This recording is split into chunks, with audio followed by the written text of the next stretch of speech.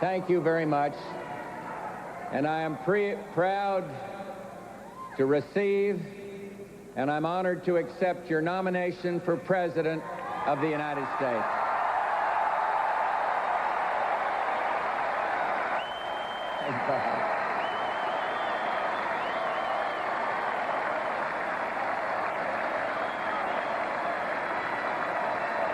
And may I thank my dear friend and our great leader, Bob Dole, for that wonderful introduction. And let me say this nomination's not for me alone. It's for the ideas, principles, and values that we stand for. And my job has been made easier by a leader who's taken a lot of unfair criticism with grace and humor, the Vice President of the United States, Dan Quayle. And I am very grateful to him.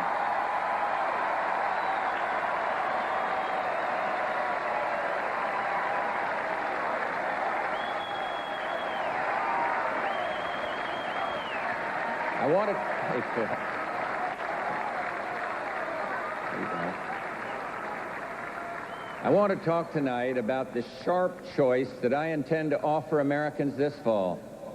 A choice between different agendas, different directions, and yes, a choice about the character of the man you want to lead this nation.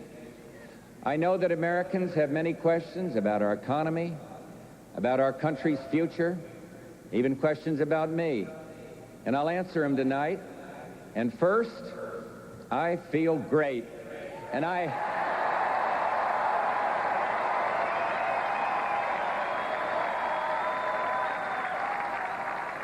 heartened. I'm heartened by the polls, the ones that say I look better in my jogging shorts than the governor of Arkansas.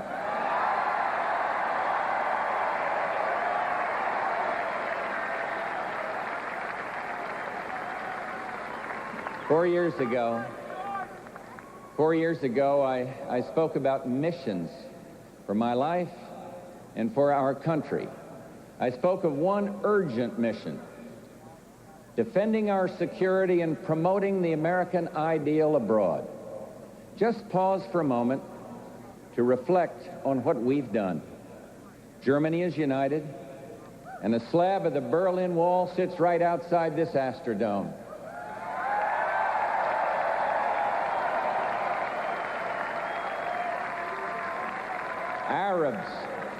Arabs and Israelis now sit face to face and talk peace, and every hostage held in Lebanon is free.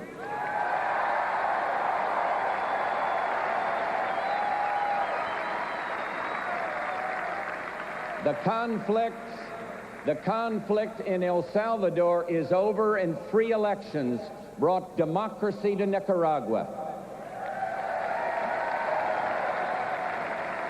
Black and white South Africans cheered each other at the Olympics. The Soviet Union can only be found in history books. The captive nations of Eastern Europe and the Baltics are captive no more. And today, on the rural streets of Poland, merchants sell cans of air labeled "the last breath of communism."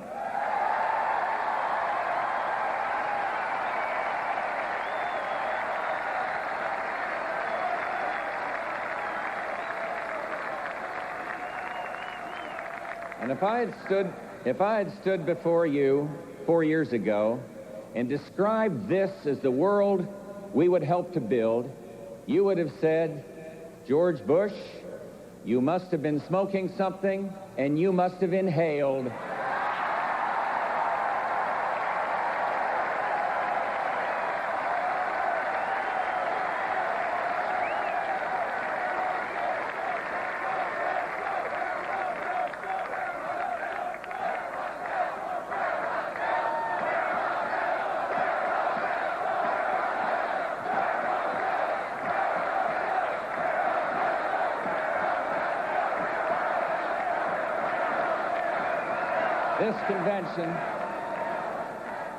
This convention is the first at which an American president can say, the Cold War is over and freedom finished first.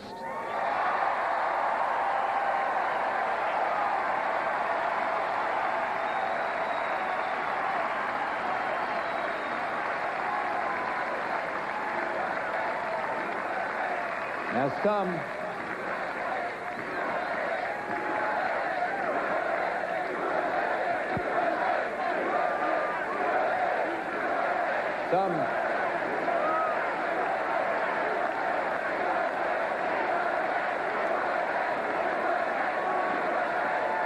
we have a lot to be proud of, a lot.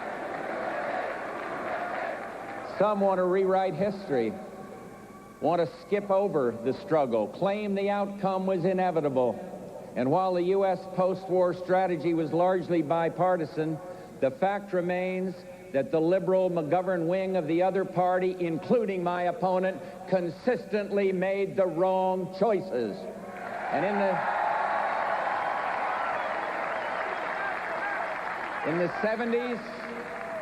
the 70s, they wanted a hollow army. We wanted a strong fighting force.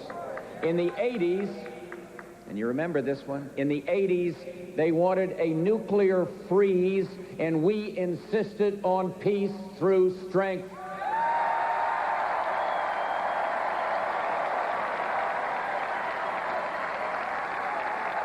And from Angola to Central America, they said, let's negotiate, deliberate, procrastinate, and we said, just stand up for freedom.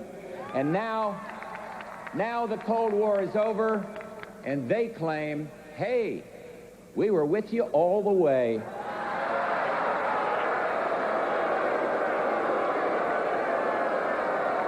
No, their behavior reminds me of the old con man's advice to the new kid.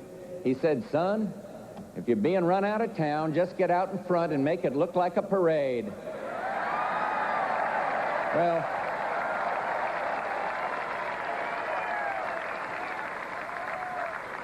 make no mistake, the demise of communism wasn't a sure thing. It took the strong leadership of presidents from both parties, including Republicans like Richard Nixon and Gerald Ford and Ronald Reagan.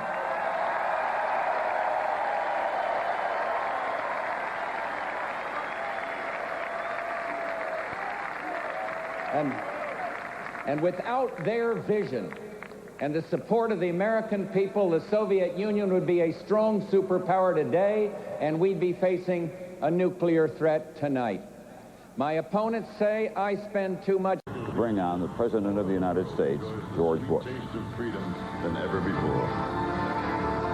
The special qualities found in the presidents who have advanced us so far, gotten us to reach so high, are the qualities we need for the next American century.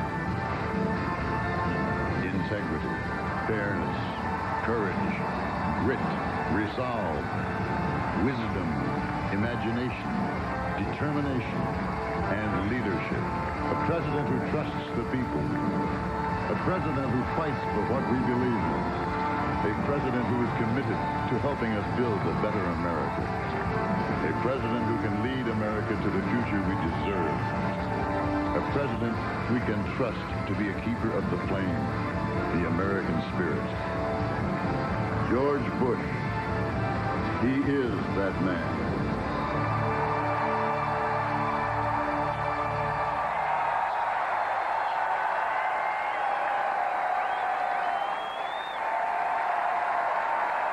There he is, George Bush, coming to his official home of Houston, Texas, to accept the nomination of his party for a second term as President of the United States.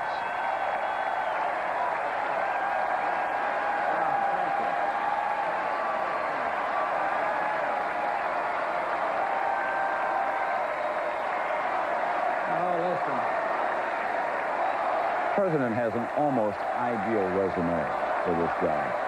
There's been a lot of criticism of Bill Clinton for having served most of his life in public service and not in the private sector. But this president has served in Congress. He ran for the Senate.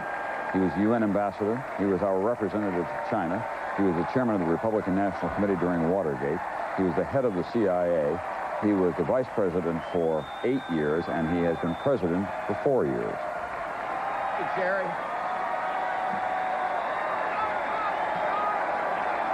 He shares at least one characteristic with Bill Clinton. We have two presidential candidates who are southpaws. They're both left-handed. Thank you very, very much. Thank you so much.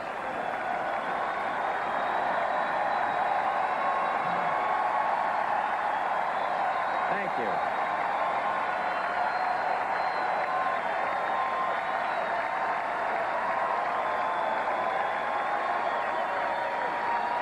This is fantastic. Thank you all very, very much.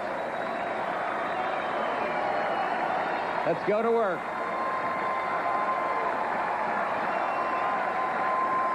Thank you. Thank you so much.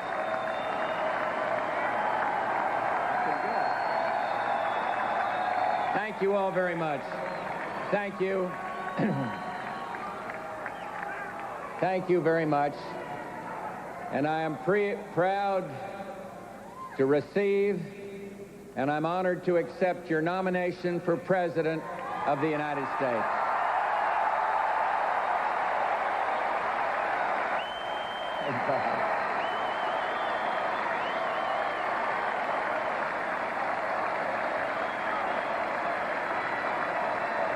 And may I thank my dear friend and our great leader, Bob Dole, for that wonderful introduction. And let me say this nomination's not for me alone. It's for the ideas, principles, and values that we stand for. And my job has been made easier by a leader who's taken a lot of unfair criticism with grace and humor, the Vice President of the United States, Dan Quayle. And I am very grateful to him.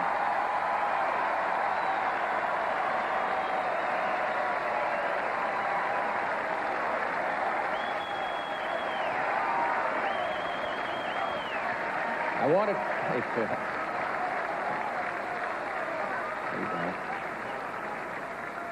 I want to talk tonight about the sharp choice that I intend to offer Americans this fall. A choice between different agendas, different directions, and yes, a choice about the character of the man you want to lead this nation. I know that Americans have many questions about our economy, about our country's future, even questions about me. And I'll answer them tonight. And first, I feel great. And I'm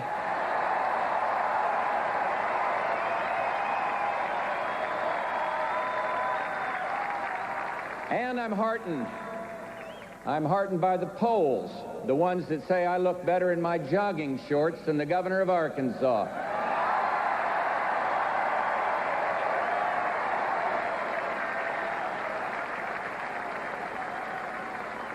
Four years ago, I spoke about missions for my life and for our country. I spoke of one urgent mission: defending our security and promoting the American ideal abroad. Just pause for a moment to reflect on what we've done. Germany is united, and a slab of the Berlin Wall sits right outside this Astrodome.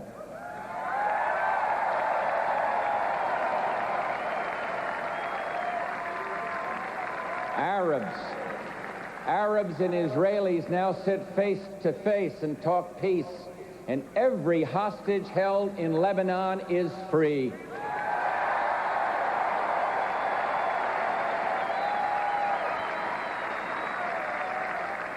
The conflict in El Salvador is over, and free elections brought democracy to Nicaragua.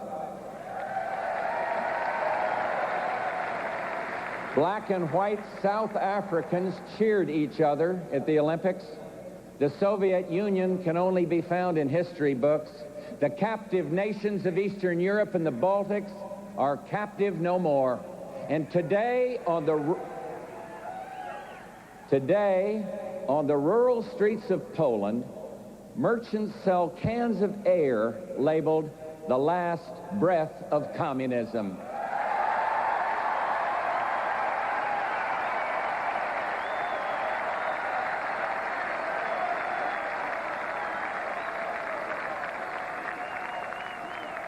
And if I had stood before you 4 years ago and described this as the world we would help to build, you would have said, "George Bush, you must have been smoking something and you must have inhaled."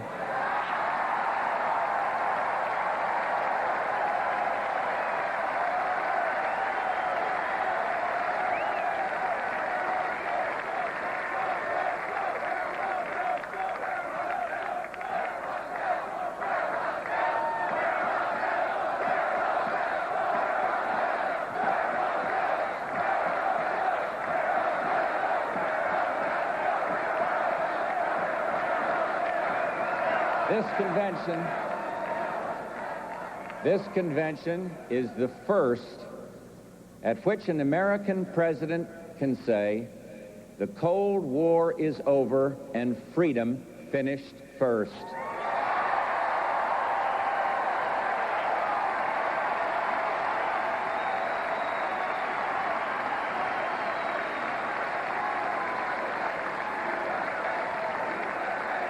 Now some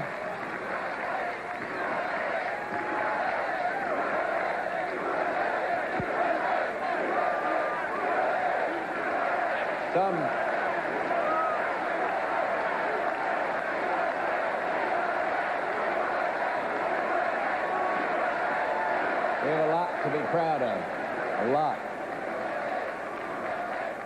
Some want to rewrite history, want to skip over the struggle, claim the outcome was inevitable. And while the U.S. post-war strategy was largely bipartisan, the fact remains that the liberal McGovern wing of the other party, including my opponent, consistently made the wrong choices. And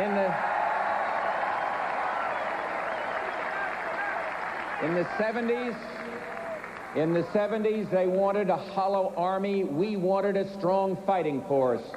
In the 80s, and you remember this one, in the 80s, they wanted a nuclear freeze, and we insisted on peace through strength.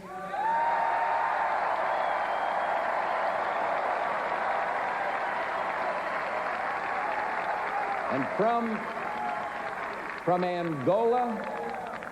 Angola to Central America, they said, "Let's negotiate, deliberate, procrastinate," and we said, "Just stand up for freedom." And now the Cold War is over, and they claim, "Hey, we were with you all the way."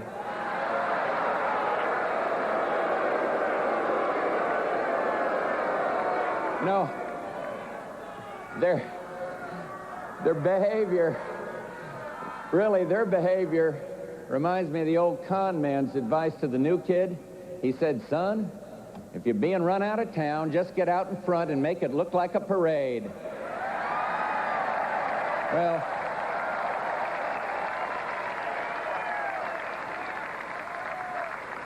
make no mistake, the demise of communism wasn't a sure thing. It took the strong leadership of presidents from both parties, including Republicans like Richard Nixon and Gerald Ford and Ronald Reagan.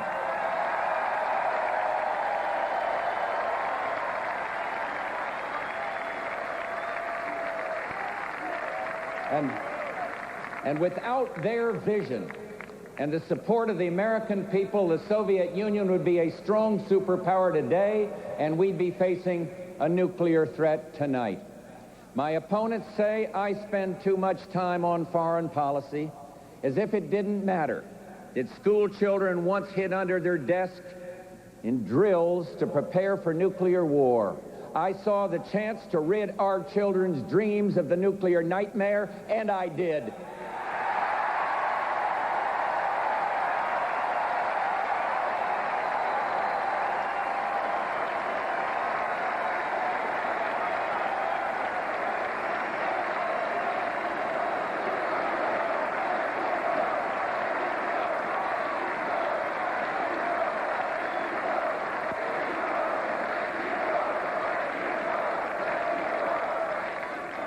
Over the past 4 years, more people have breathed the fresh air of freedom than in all of human history. I saw a chance to help, and I did. And these were the two defining opportunities, not of a year, not of a decade, but of an entire span of human history. I seized those opportunities for our kids and our grandkids, and I make no apologies for that.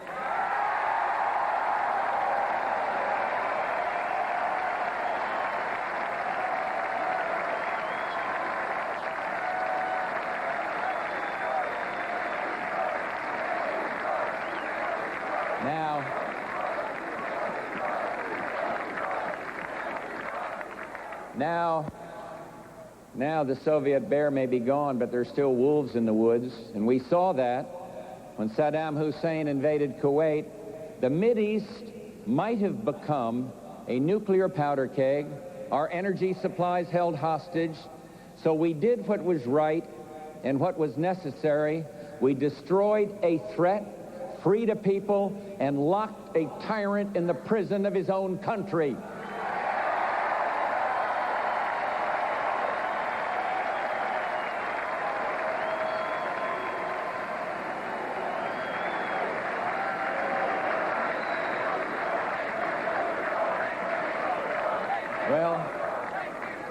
Well, what about the leader of the Arkansas National Guard?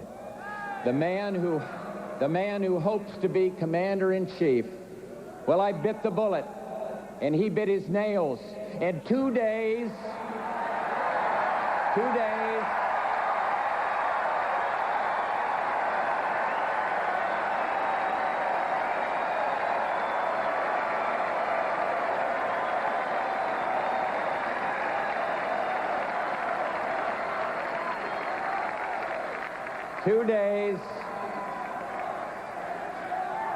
Listen to this now. 2 days after Congress followed my lead, my opponent said this, and I quote directly, "I guess I would have voted with the majority if it was a close vote, but I agree with the arguments the minority made." Now, it sounds to me like his policy can be summed up by a road sign he's probably seen on his bus tour: slippery when wet.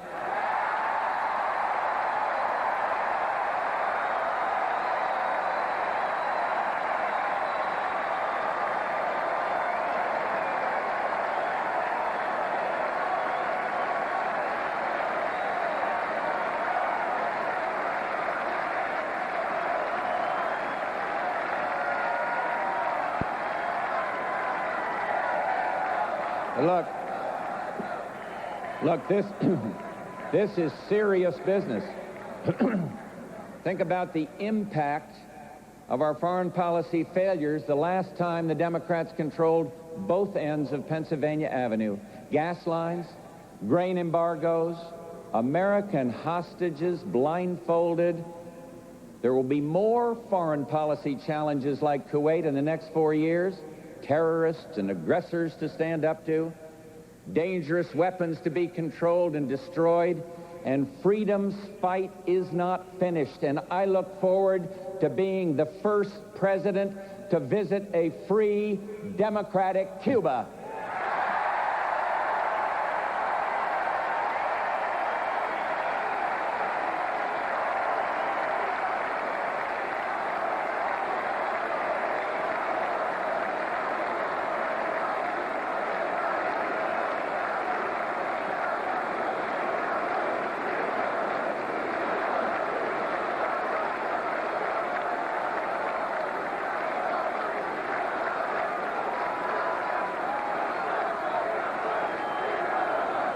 Who will lead the world?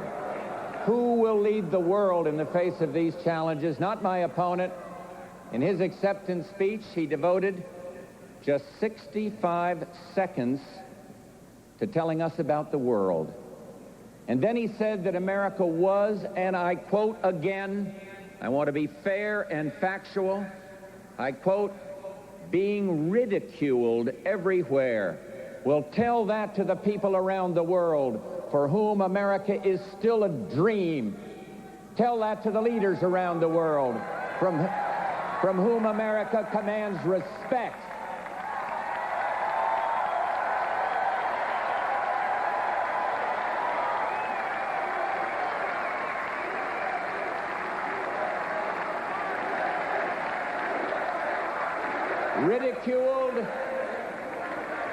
Ridiculed, tell that to the men and women of Desert Storm.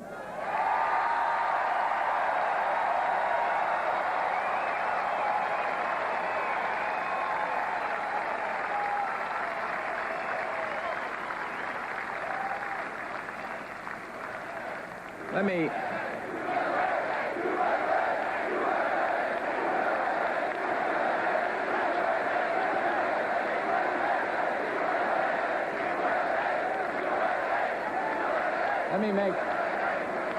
me just make an aside comment here, because what you've been reading in the paper. This is a political year, but there's a lot of danger in the world, and you can be sure I will never let politics interfere with a foreign policy decision. Forget the election. I will do what is right for the national security of the United States of America, and that is a pledge from my heart.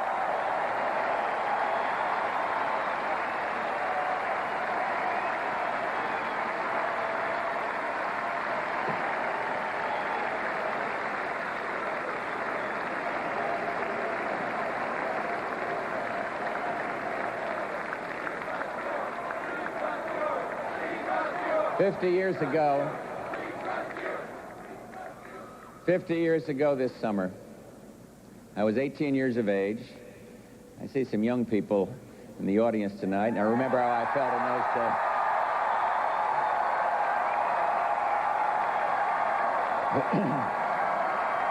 And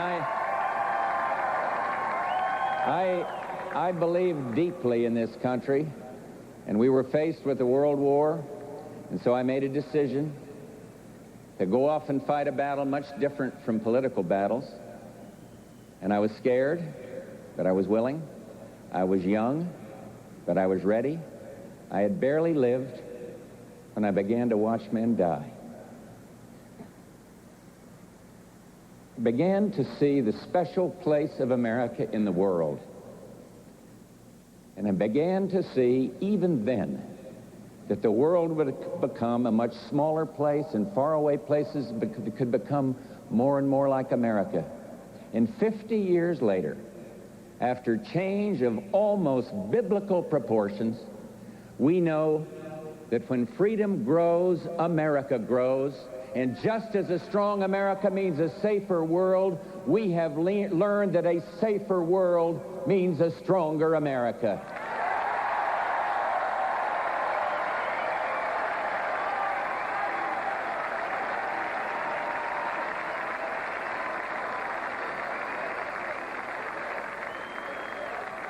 This election is about change, but that's not unusual, because the American Revolution is never ending. Today, the pace of change is accelerating. We face new opportunities and new challenges, and the question is, who do you trust to make change work for you? My opponent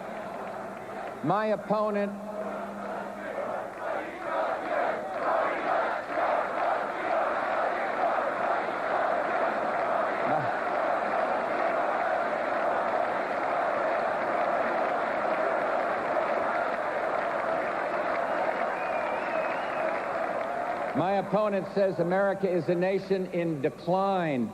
Of our economy, he says we are somewhere on the list beneath Germany, heading south towards Sri Lanka. Well, don't let anyone tell you that America is second-rate, especially somebody running for president.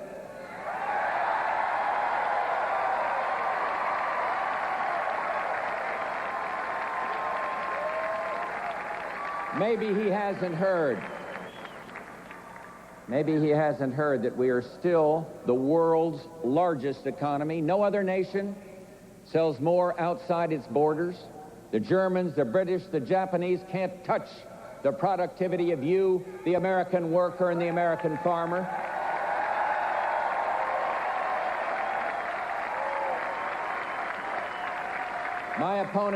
My opponent won't mention that. He won't remind you that interest rates are the lowest they've been in 20 years, and millions of Americans have refinanced their homes.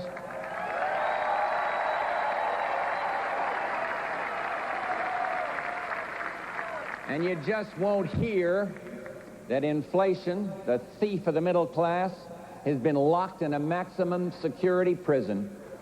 And you don't hear much about this good news, because the media also tends to focus only on the bad. And when the Berlin Wall fell, I half expected to see a headline: Wall falls, free border guards lose jobs.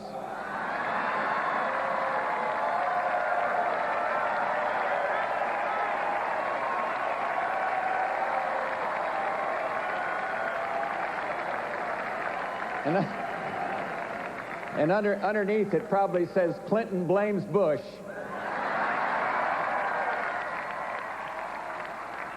You don't hear a lot about progress in America, so let me tell you about some good things we've done together. Just 2 weeks ago, all three nations of North America agreed to trade freely from Manitoba to Mexico. And this will bring good jobs to Main Street, USA.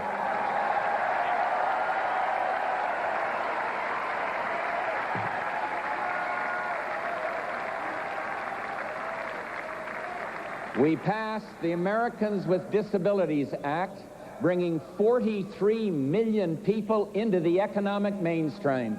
And I must say, it's about time.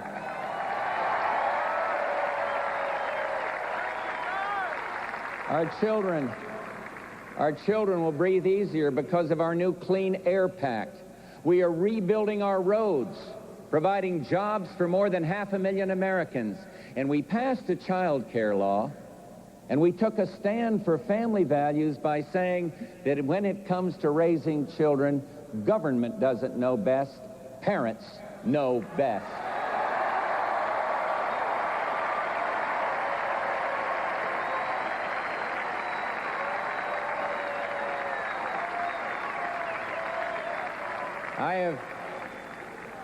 I have fought against prejudice and anti-Semitism all my life, and I am proud that we strengthened our civil rights laws, and we did it without resorting to quotas.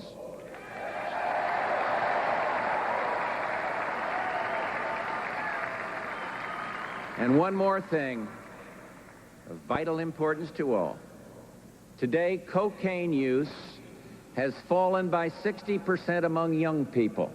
To the teenagers, the parents, and the volunteers who are helping us battle the scourge of drugs in America, we say thank you from the bottom of our hearts.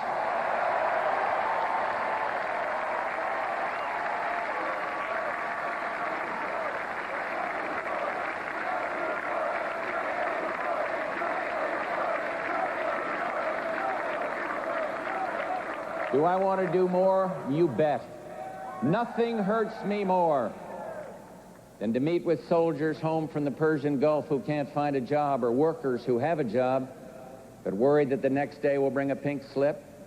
And what about parents who scrape and struggle to send their kids to college only to find them back living at home because they can't get work? The world is in transition, and we are feeling that transition in our homes. The defining challenge of the 90s is to win the economic competition, to win the peace. We must be a military superpower, an economic superpower, and an export superpower. In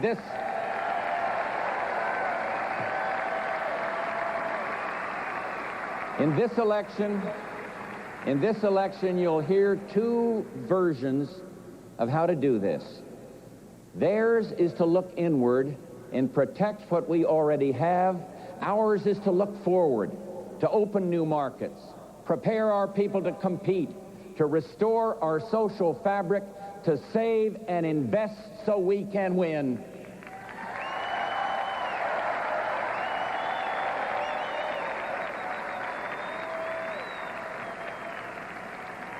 We believe that now that the world looks more like America, it's time for America to look more like herself.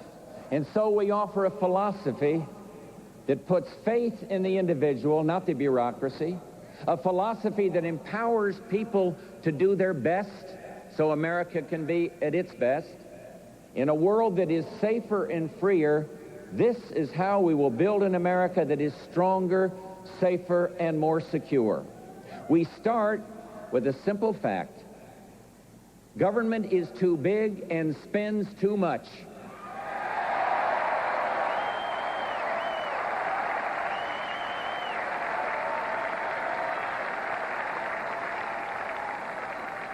And I have asked Congress to put a lid on mandatory spending except Social Security, and I've proposed doing away with over 200 programs and 4,000 wasteful projects, and to freeze all other spending.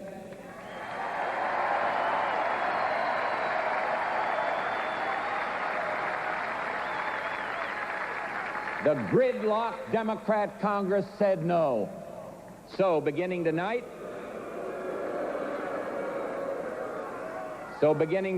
I will enforce the spending freeze on my own, and if Congress sends me a bill spending more than I asked for in my budget, I will veto it fast.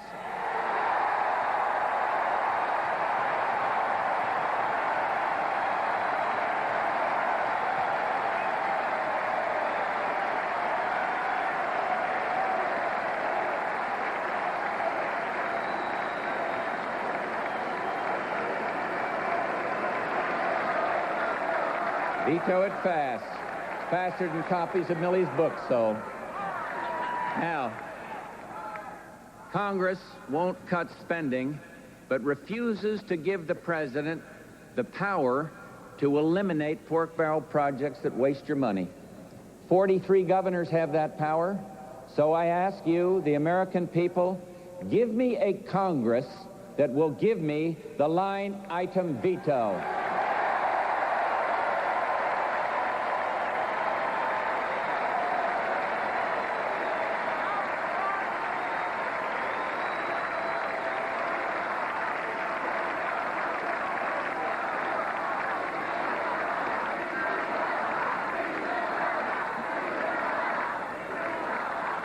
Let me tell you about a recent battle fought with the Congress, a battle in which I was aided by Bob Michael and his troops and Bob Dole and his. This spring, I worked day and night to get 2/3 of the House members to approve a balanced budget amendment to the Constitution. We almost had it, but we lost by just 9 votes. Now listen how. Just before the vote, the liberal leaders of the Congress convinced 12 members who co-sponsored the bill to switch sides and vote no. Keep in mind, they voted against a bill they had already put their names on. Something fishy is going on.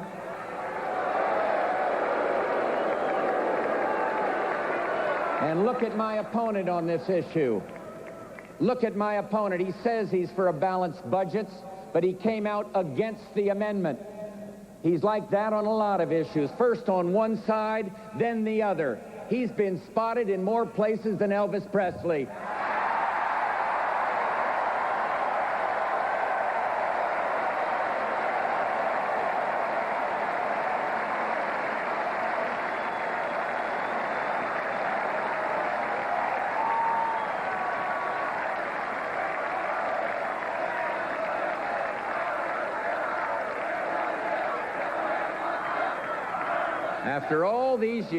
After all these years, Congress has become pretty creative at finding ways to waste your money. So we need to be just as creative at finding ways to stop them. And I have a brand new idea. Taxpayers should be given the right to check a box on their tax returns so that up to 10% of their payments can go for one purpose alone, to reduce the national debt.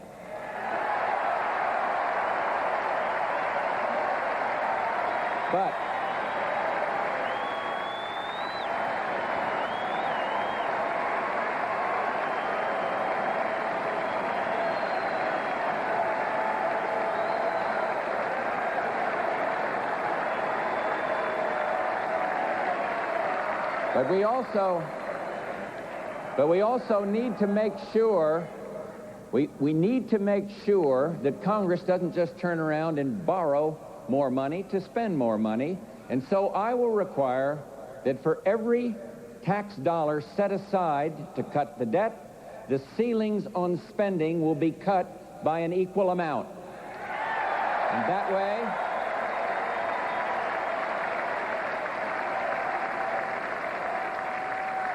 way we will cut both debt and spending and take a whack out of the budget deficit.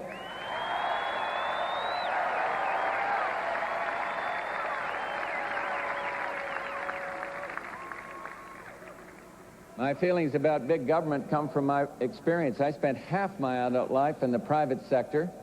My opponent has a different experience. He's been in government nearly all his life. His passion to expand government knows no bounds. And he's already proposed, and listen to this carefully, he has already proposed $220 billion in new spending, along with the biggest tax increase in history, $150 billion, and that's just to start.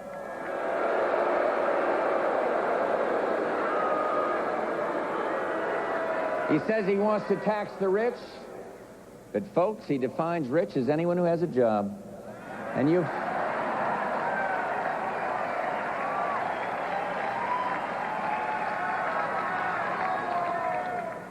heard of the separations of powers?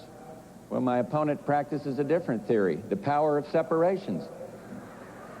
Government has the power to separate you from your wallet. Now, let me say this. When it comes to taxes, I've learned the hard way. There's an old saying, good judgment comes from experience, and experience comes from bad judgment. 2 years ago, I made a bad call on the Democrats' tax increase. I underestimated Congress's addiction to taxes, and with my back against the wall, I agreed to a hard bargain. One tax increase, one time, in return for the toughest spending limits ever. Well, it was a mistake to go along with the Democratic tax increase.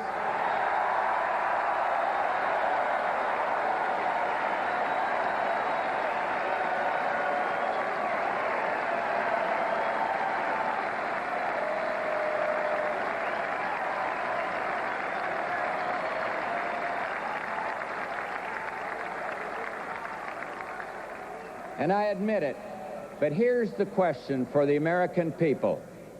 Who do you trust in this election? The candidate who's raised taxes one time and regrets it, or the other candidate who raised taxes and fees 128 times and enjoyed it every time?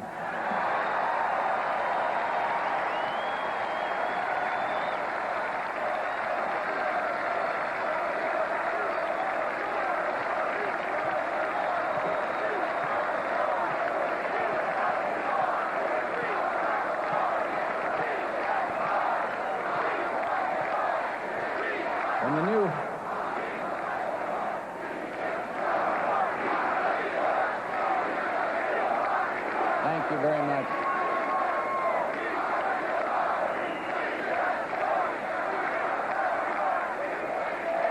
When the new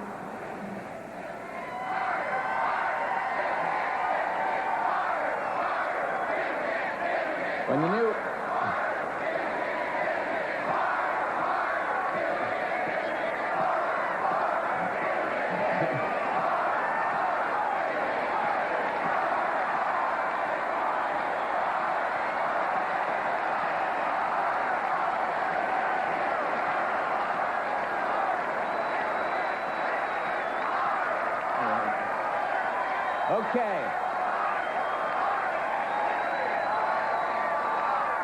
When the new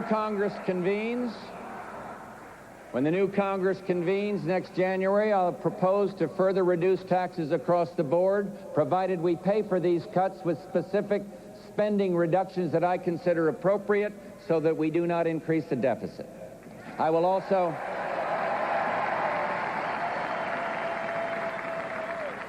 also continue to fight to increase the personal exemption and to create jobs by winning a cut in capital gains taxes.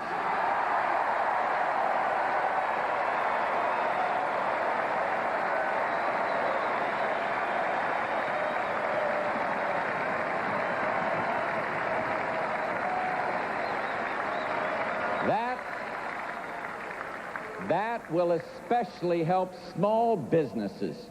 You know, small businesses create 2/3 of the new jobs in America. But my opponent's plan for small business is clear, present, and dangerous. Beside new income taxes, his plan will lead to a new payroll tax to pay for a government takeover of health care, and another new tax to pay for training. And that is just the beginning. And if he gets his way, hardware stores all across America will have a new sign up, closed for despair. And I guess you'd say his plan really is Elvis economics. America will be checking in to the Heartbreak Hotel.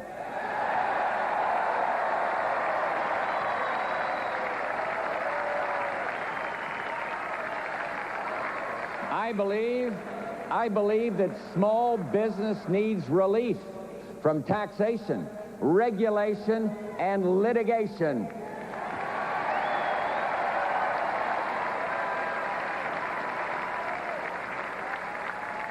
And thus, I will extend for 1 year the freeze on paperwork and unnecessary federal regulation that I imposed last winter.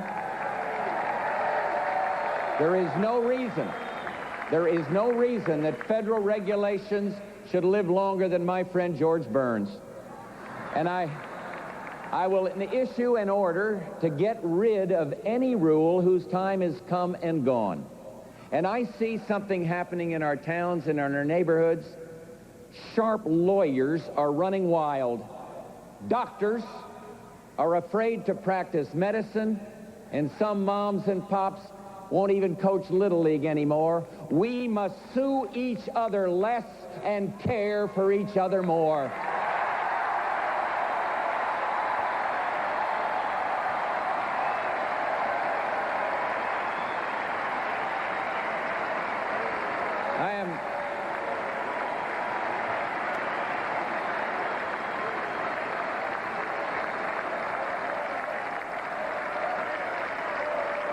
I am fighting to reform our legal system, to put an end to crazy lawsuits, and if that means climbing into the ring with the trial lawyers, well, let me just say, round one starts tonight.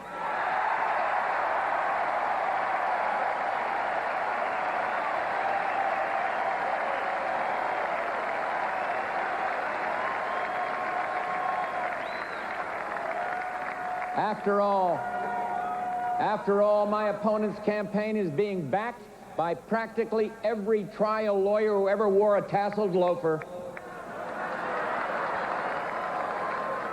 He's not in the ring with him, he's in the tank. There are other things we need to do to get our economy up to speed, prepare our kids for the next century. We must have new incentives for research and new training for workers. Small businesses need capital and credit, and defense workers need new jobs.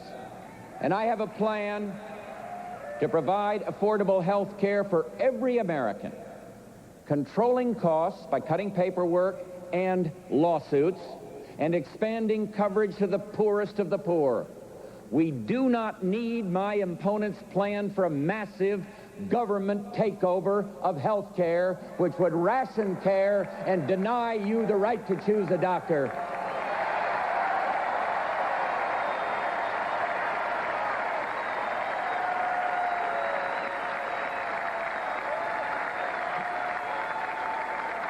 Who wants health care? Who wants health care with a system with the efficiency of the House Post Office and the compassion of the KGB?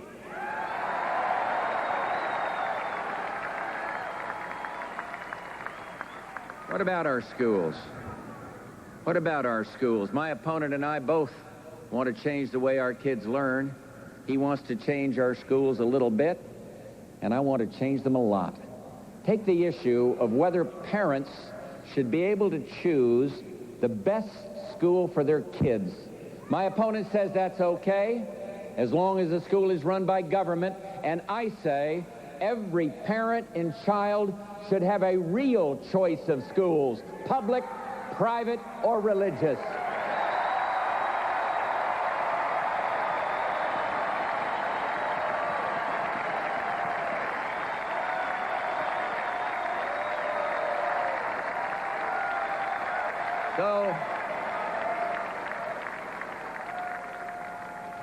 So we have a clear choice to fix our problems. Do we turn to the tattered blanket of bureaucracy that other nations are tossing away? Or do we give our people the freedom and incentives to build security for themselves? Here's what I'm fighting for. Open markets for American products, lower government spending, tax relief, opportunities for small business, legal and health reform, job training, and new schools built on competition ready for the 21st century. Now, okay, why are these proposals not in effect today? Only one reason: the gridlock Democratic Congress.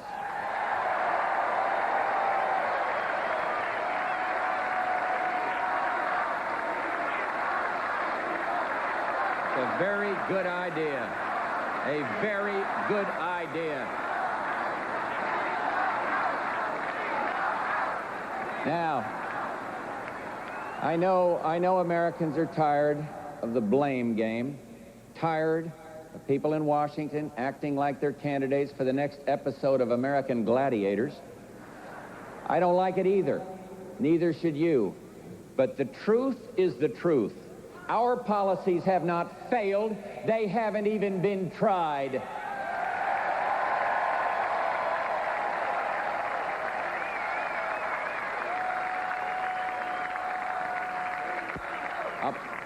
Americans want jobs, and on January 28th, I put before Congress a plan to create jobs.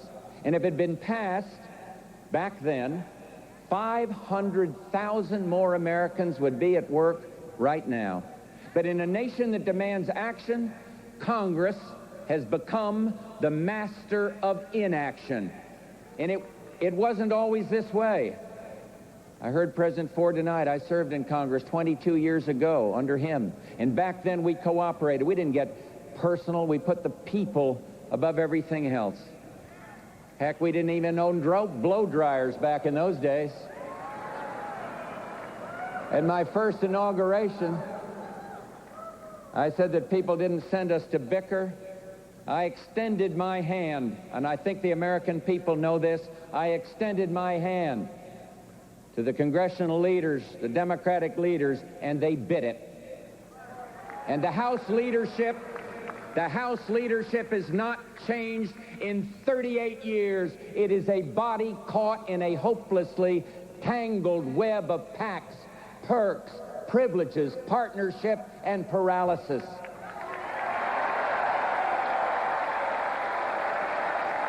Every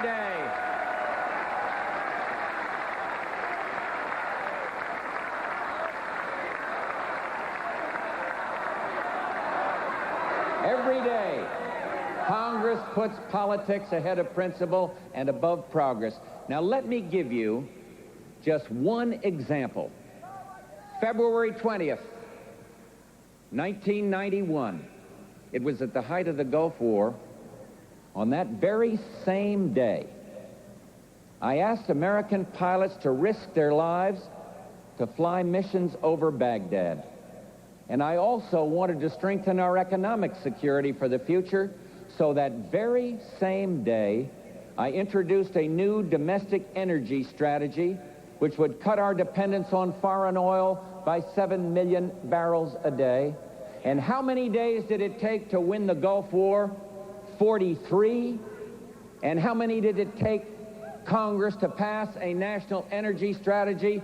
532, and still counting.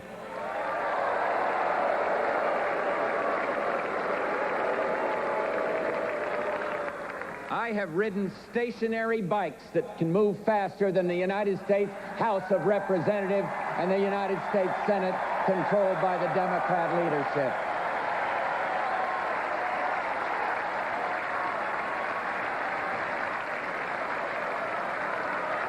Okay? All right? You wait.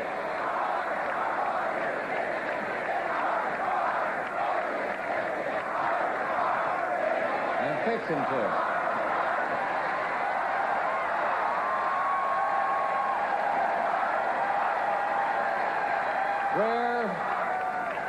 Where does my opponent stand with Congress? Well, up in New York at their convention, they kept the congressional leaders away from the podium, hid them away. They didn't want America to hear from the people who really make the decisions, and they hid them for a very good reason, because the American people would recognize a dangerous combination: a rubber check Congress and a rubber stamp president.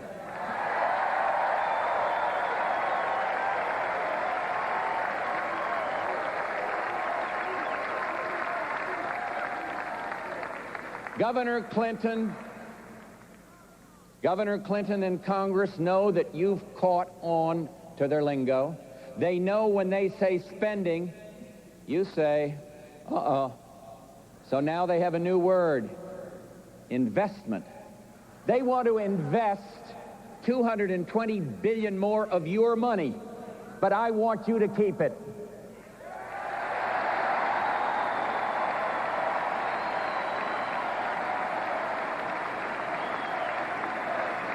Governor Clinton and Congress want to put through the largest tax increase in history, but I will not let that happen.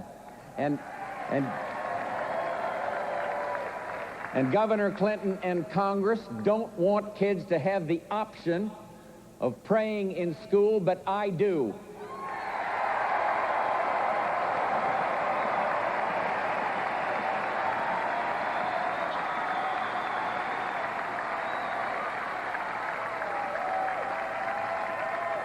Clinton and Congress don't want to close legal loopholes and keep criminals behind bars, but I will.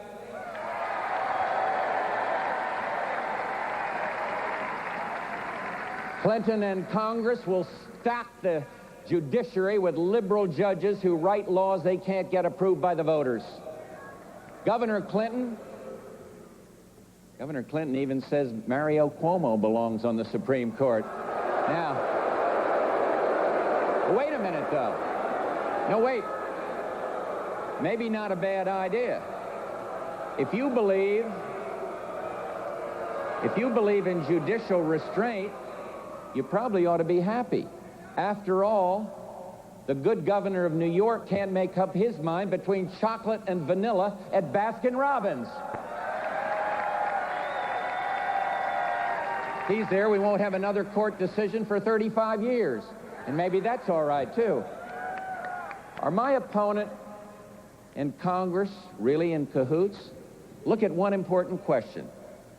Should we limit the terms of Congress? Governor Clinton says no, Congress says no, and I say yes.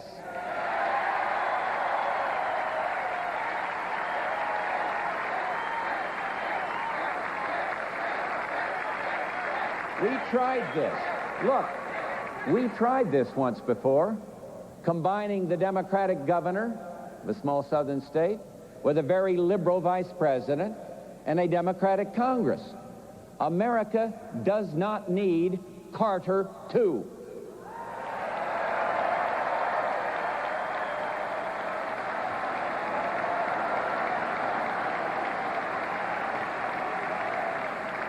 We do not want to take America back to those days of malaise, but Americans want to know, where's proof that we will have better days in Washington?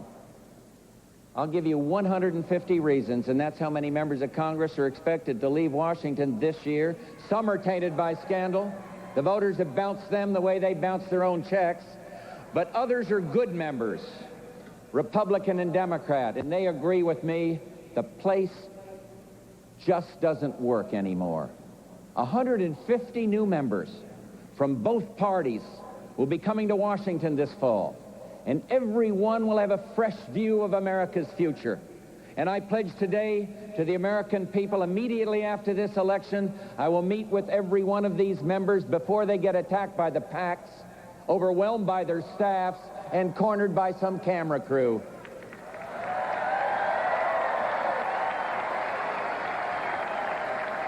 And I will lay out my case for change. Change that matters, real change that makes a difference. Change that is right for America. You see, there's a yearning in America, a feeling that maybe it's time to get back to our roots.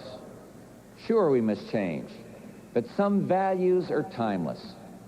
I believe in families that stick together, fathers who stick around, and I happen to believe very deeply in the worth of each individual human being, born or unborn. And I believe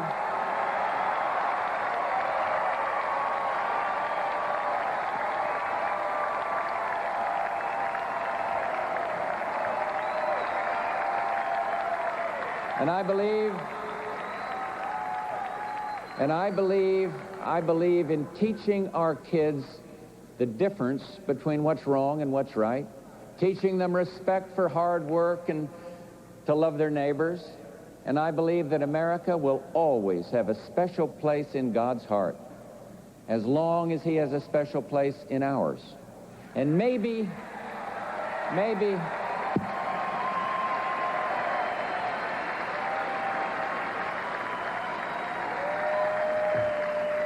that's why I've always believed that patriotism is not just another point of view. There are times in every young person's life when God introduces you to yourself. And I remember such a time. It was back many years ago when I stood watch at 4 a.m. up on the bridge of a submarine, the United States Finback, USS Finback. And I would stand there and look out at the blackness of the sky, broken only by the sparkling stars above. And I would think about friends I lost, a country I loved, and about a girl named Barbara.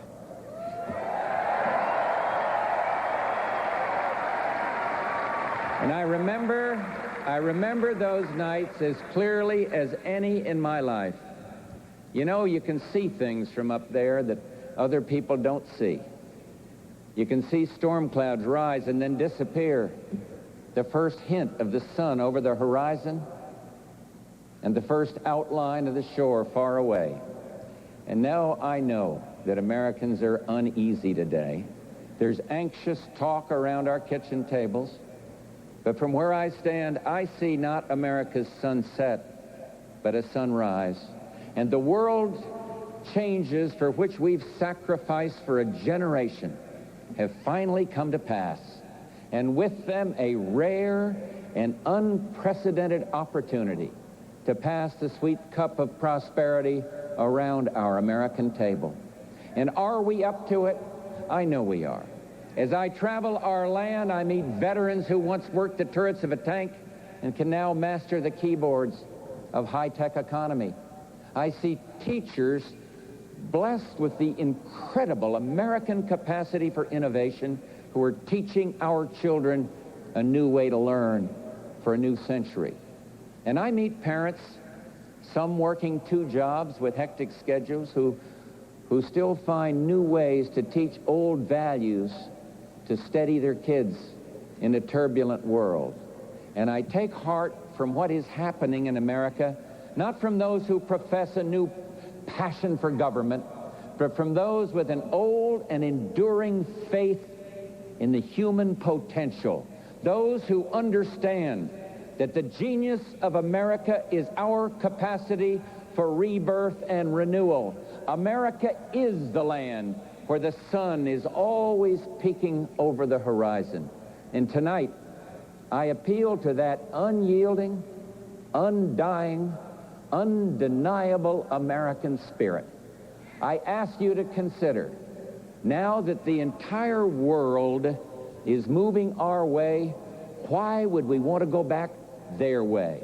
I ask not just for your support for my agenda, but for your commitment to renew and rebuild our nation by shaking up one institution that has withstood change for over 4 decades. Join me in rolling away the roadblock